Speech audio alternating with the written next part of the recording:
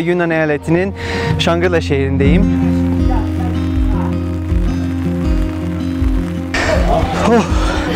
Bu dünyanın en büyük dönen ibadet çanıymış. 你听得懂我的中文吗？听不懂。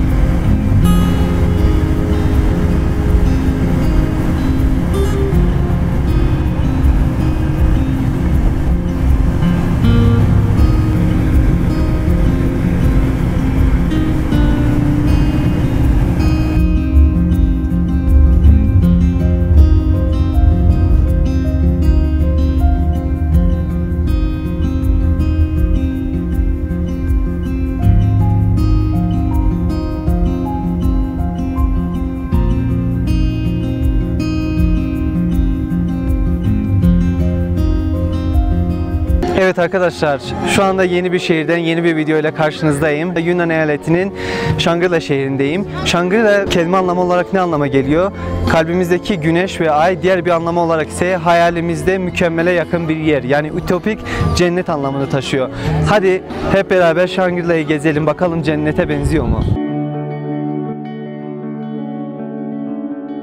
Shangri-La yani yeryüzündeki cennet. Tarif edilmesi zor güzelliğe sahip olan bir yer. Dış dünya ile ilişkisini kesmiş, inzivai bir toplum. Tarih ve zamanın tahribatından uzak kalabilmiş, erkek ve kadınların birlikte uyum içinde yaşadığı dağlık, ütopik bir mekan. Tüm bu söylediklerim İngiliz yazar James Hilton'un tasavvurunda canlanan ve Gayip Ufuklar romanında tarif ettiği Shangri-La. Yazar kendisi de hiçbir zaman Çin'de veya Tibet bölgesinde bulunmamış. James Hilton uzun dönem bölgede yaşamış ve araştırmalarda bulunmuş, Joseph Rock'un makalelerinde tasvir ettiklerini temel alarak yazmış bu romanı. Hatırlıyorsanız Lijiang videosunda Joseph Rock'tan bahsetmiştim. Romanda Shangri-La'nın nerede bulunduğu yazar tarafından söylenmediği için romanı okuyan birçok kişi yeryüzündeki cennet yani Shangri-La arayışına çıkmasına sebep olmuş. İnsanlar romanda tarif edilen cennetin yeryüzünde mevcut olup olamayacağını merak ediyor. Farklı medeniyetlerin yazıtlarını okuduğumuzda aslında insanoğlunun tarih boyunca bu arayış içinde olduğunu görebiliriz. Keltlerin, Sümerlerin, Tibet Budizmi yazıtlarını okuduğumuzda böyle bir yerin tarif edildiğini görebiliyoruz. Hatta Moğol İmparatoru Ekber'in masallarında bile böyle bir cennetin, ütopik bir mekanın varlığından söz ediliyor. Aslında bu romanla efsanelerin ve kutsal yerlerin nasıl ortaya çıkmış olduğuna da şahit olmuş oluyoruz. 2001 yılına gelindiğinde Yunnan eyaletinde bulunan Diqing Tibet Özerk Bölgesi yönetimi şehirdeki turizmi artırmak için şehrin ismini Zhongdian'den Shangri-La'ya değiştiriyor. Böylece Shangri-La şehri Çin'de bulunan turizm merkezlerinden biri haline geliyor.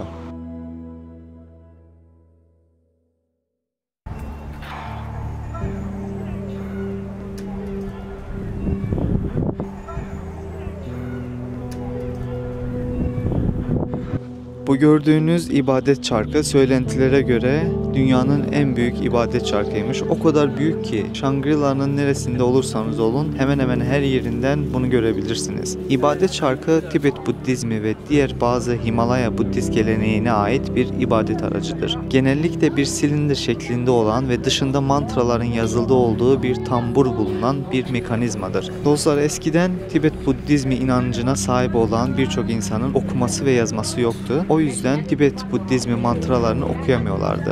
Mantraları özetleyecek olursak yani Tibet Budizmi duası veya ayeti de diyebiliriz. İnsanların okuması ve yazması olmadığı için ayetleri okuyamıyor ve doğal olarak da dualar edemiyorlardı. Sonradan böyle bir çözüm bulmuşlar. Bu ibadet çarkının üstüne duaları ve ayetleri yazarak ibadet ettikleri zaman da bu çarkı döndürerek ibadet etmiş sayılıyorlardı. Aslında bu dönen çarkın üstünde bulunan karakterler hepsi Çinli değil. Şu ortadaki mesela akordeon tutan adam, yanında yine yabancı, farklı milletlerden insanlar var. Mesela ben şu anda Kolombu görüyorum ama o mu değil mi bilemiyorum.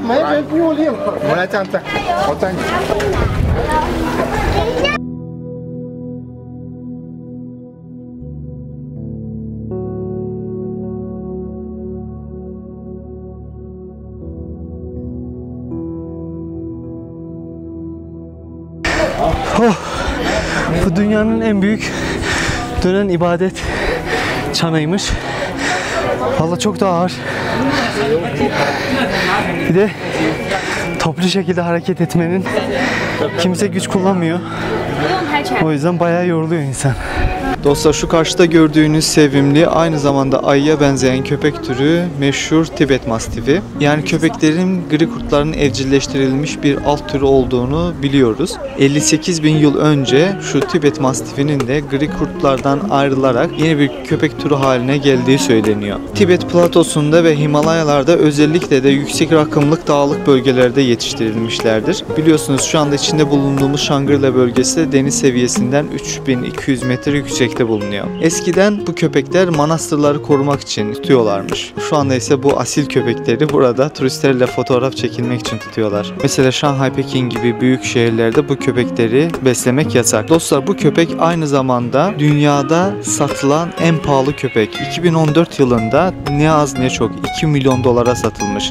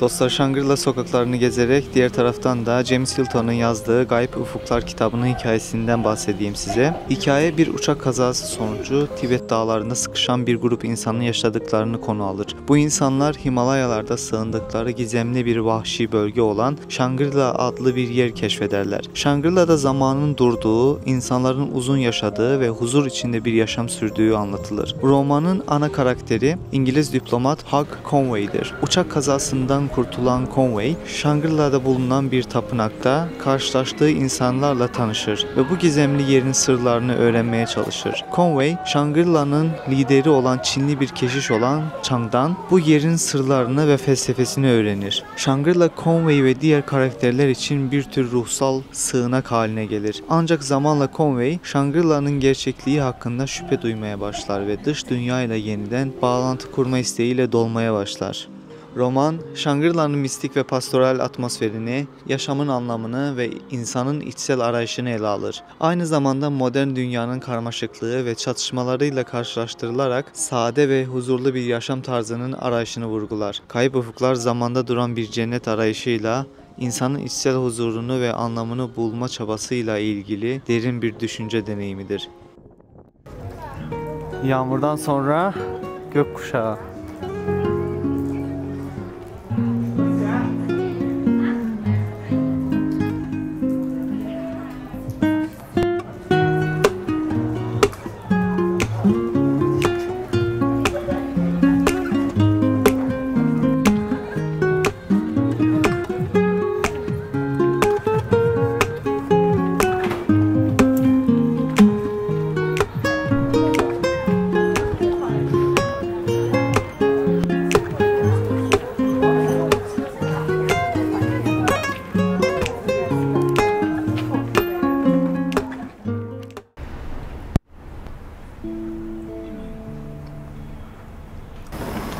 arkadaşlar bu da Tibetlilerin ünlü yemeği. Dana etinden olan hot pot. Hot pot zaten Çin'in en ünlü yemeklerinden birisi. Bu da Tibet'te çok ünlü. Sadece dana etinden yapılıyor. İçine sebze falan atılıyor ve domates ve istediğiniz gibi sonradan havuç, işte patates, bu tarz sebzeler de ilave ederek yiyebilirsiniz. Ben normalde et sevmem ama işte denemek için bugün yiyeceğim. Bakalım tadı nasıl.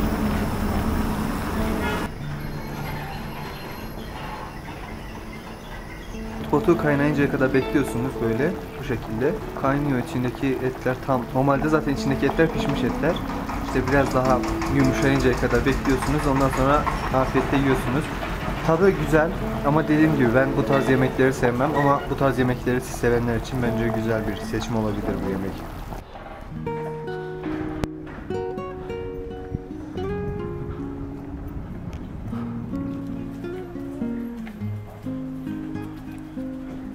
Tibetliler evleri genellikle büyük yapıyorlar. Bu eski tarz Tibet evi, bu da yeni Tibet evi. Yeni tarz Tibet evlerinin dışarısı böyle hep camdan. Çok büyük bir alanı kaplıyor böyle cam alanı. Ama yine de çok büyük evler. Mesela şurada da aynı tarz var. İleride görüyor musunuz? Bu da mesela dediğim gibi modern Tibetlilerin evi. Aşırı büyük ya. Ya böyle bir büyük ev olamaz. Ya bu apartmandır ya da başka bir şeydir. Dışarısını böyle camla kapatıyorlar. Çok büyük bir alanı. Yani şöyle söyleyeyim, bir fabrika kadar büyük bir alan. Gerçekten. Fabrika kadar büyük bir alan. İçeride şurada bir tane ev var. Şurada da bir tane ev var. Ve içerisi diğer kısımlar bahçe olarak kullanılıyor. Ama niye böyle kapatıyorlar onu anlamadım işte. Bir mantığı vardır herhalde diye düşünüyorum.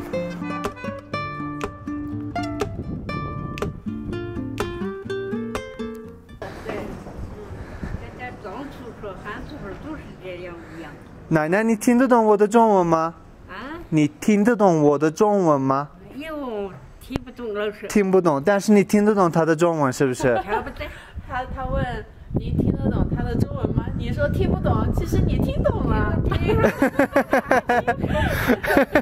你听懂了，一句没懂。你讲多了不懂。听不懂。啊，这你们来旅游？对玩来玩了。对。看看，很漂亮，这边。车子来了。好的啊，奶奶，拜拜。拜拜。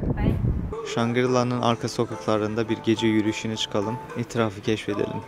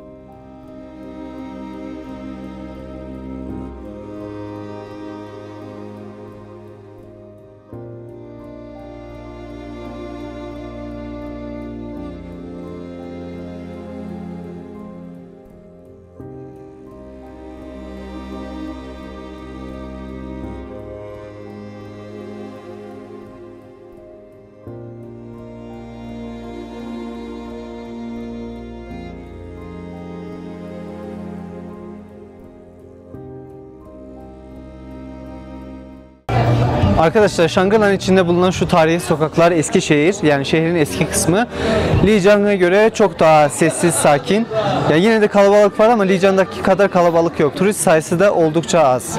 Shangri-La Diqing Tibet Özerk ilinin merkezi şehri, yani diğer bir deyişle başkent şehridir. Şu anda içinde bulunduğumuz alan ise Shangri-La'nın tam merkezinde bulunan eski şehir Dukuzong tarihi şehridir. Dostlar, bu bölgenin tarihi 7. yüzyıla kadar uzanmaktadır. Özellikle Tibet mimarisini, Tibet kültürünü ve medeniyetini hissetmek istiyorsanız bu bölgeye gelmeniz yeterli olacaktır. 2014 yılında burada çok büyük bir yangın yaşanmış. Neredeyse şehrin 1/4'ü tahrip olunmuş. Ancak sonradan yapılan restorasyon sayesinde şehir eski görünümüne tekrar kavuşmuş. Şu anda gördüğünüz bu yapıların hepsi zaten restorasyondan sonra tekrar gözden geçirilmiş ve bu son halini almış durumda.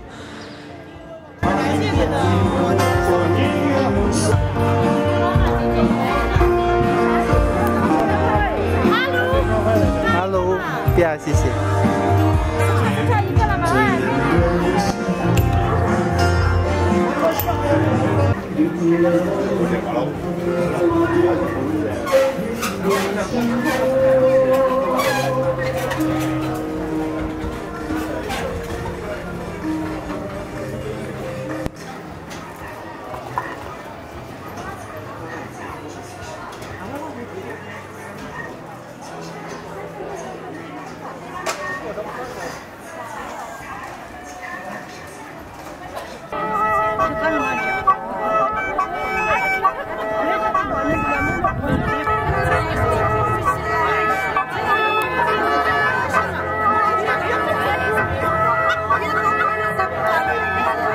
Ve her akşam bu meydanda Naşiller veya Tibetlilerin dans gösterileri oluyor. Böyle emekli amcalar ve teyzeler buraya gelerek kendi milli danslarını, geleneksel danslarını bölgeye gelen turistlere sergilemiş oluyorlar.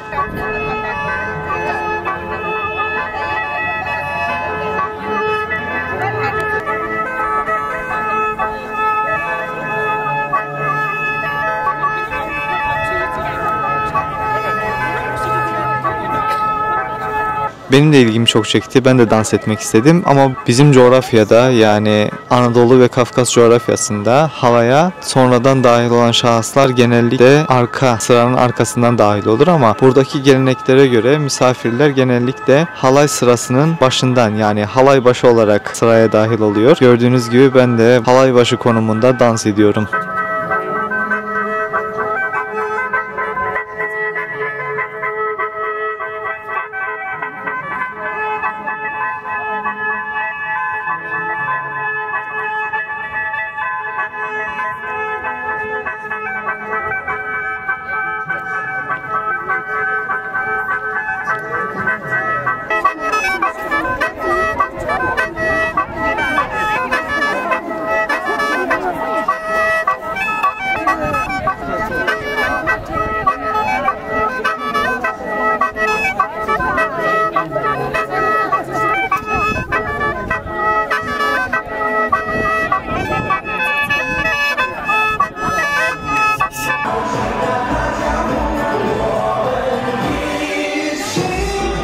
Burası da Dukuzong eski şehrinin merkezinde bulunan bir alan.